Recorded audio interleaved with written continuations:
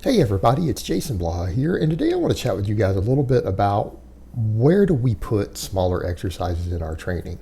And that's an important topic to discuss because we know, and I don't think any educated person or anyone who has experience working with lifters, anyone who's looked at the research, anything else, actually thinks that smaller movements put more muscle on you than bigger movements do. In other words, curls don't actually have the potential for more bicep activation or growth than, say, a chin up or a pull up does, right? They don't.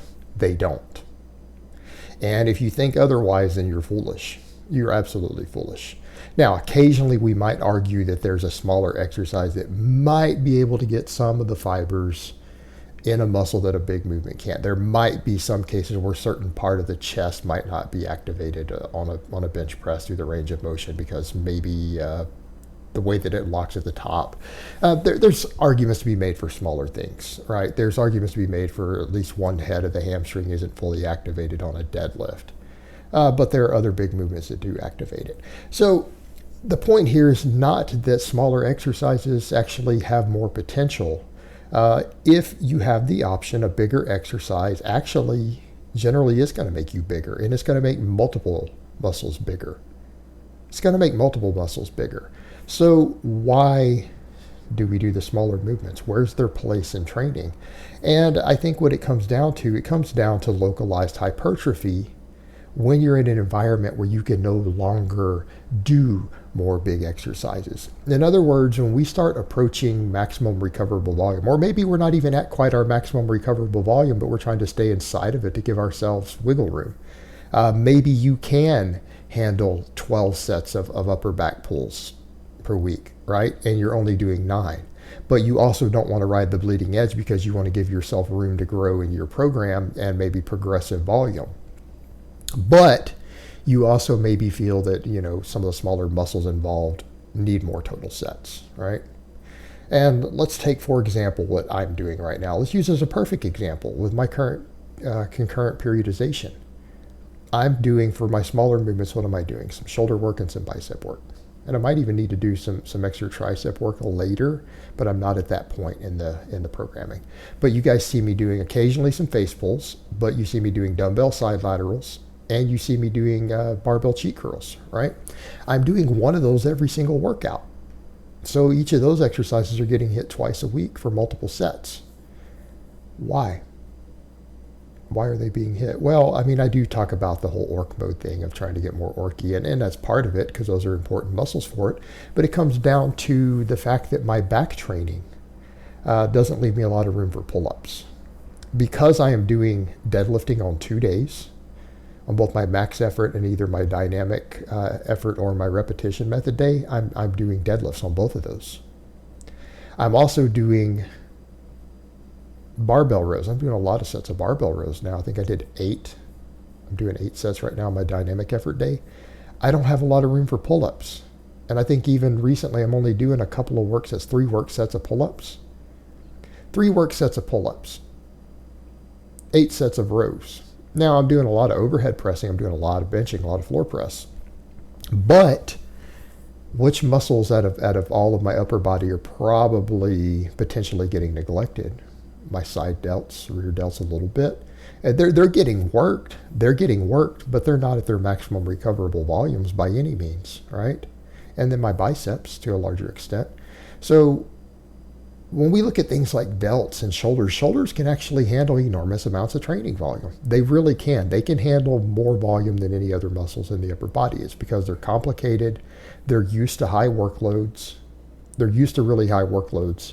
And some of the fibers through there, and at least one of the heads, they don't ever fully get worked through all their functions through just about any big movement, at least any movement that we traditionally do in strength training.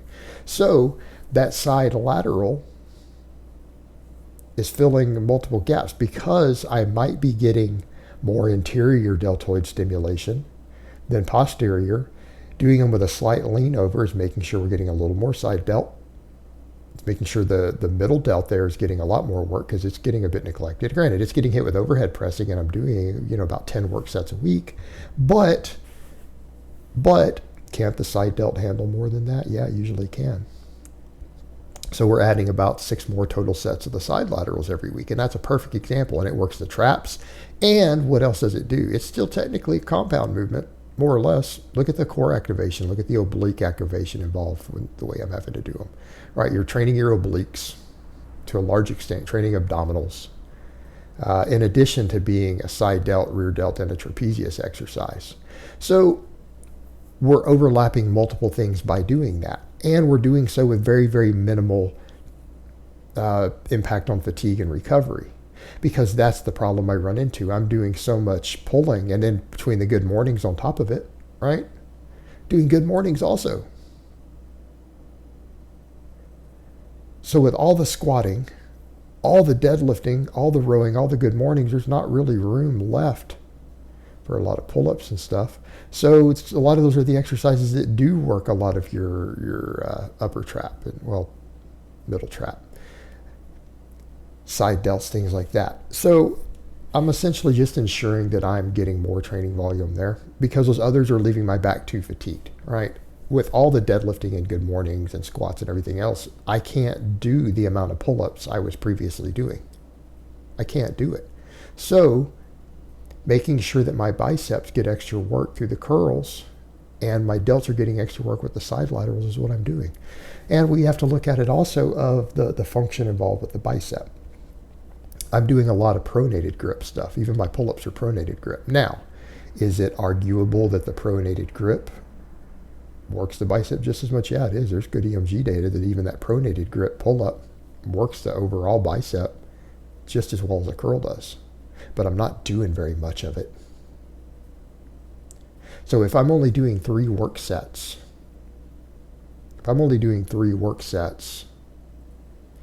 on the pull-ups on my max effort days for low reps, and then I'm doing 8 sets of rows for my dynamic effort day, that's really only 11 sets for the biceps. And none of them are particularly taxing in terms of metabolic fatigue.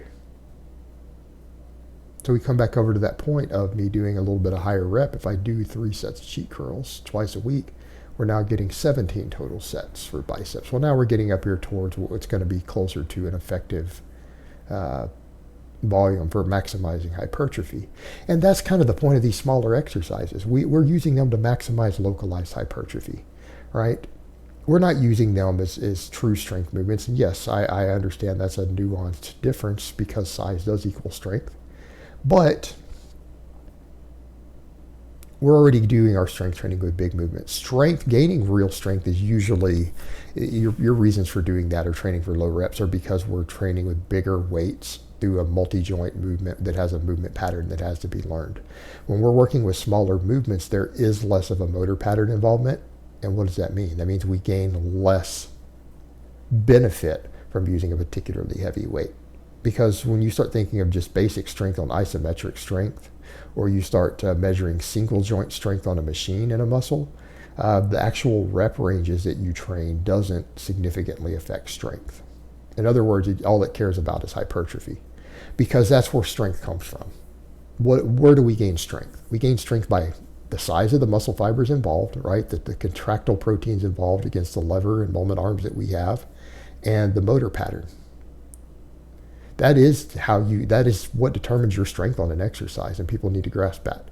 It's hypertrophy plus the motor unit learning the movement pattern, practicing the movement pattern. That is where your strength comes on any lift or any given movement. So these smaller joint exercises have less of a movement pattern. So all we care about is hypertrophy. And because a lot of smaller movements are not as natural of movements, they're harder on your connective tissue. So if we start going too heavy on them, we actually have greater risk of injury, greater risk of connective tissue damage and inflammation. So that's one reason we tend to do these with lighter weights and higher volume, because they're just there to add more training volume for that muscle without creating large amounts of systematic recovery and fatigue that you can't recover from. That's what we're doing, because that's what it comes down to. So in other words, we're adding smaller movements in only when you can't recover from adding another 5 or 6 sets of a big exercise for it. Because realistically, if you could recover from 6 heavy sets of chin-ups added to your training, why would you do a curl? But we reach a point to where your back can no longer recover, or your entire body can no longer recover from that additional volume, and it will impede your training. But maybe your biceps do have something left in reserve in terms of recovery that they can't handle. So they're not at their maximum recoverable volume. So that's where smaller movements fit in. But if you're training multiple small movements, for like if you're going to train 3 different small movements for 3 different muscles that would all be hit by the same compound, that actually doesn't make sense. It doesn't make sense. All right, guys, but that's really all I have to say on that today. I hope it's been informative, and I will talk to you guys next time.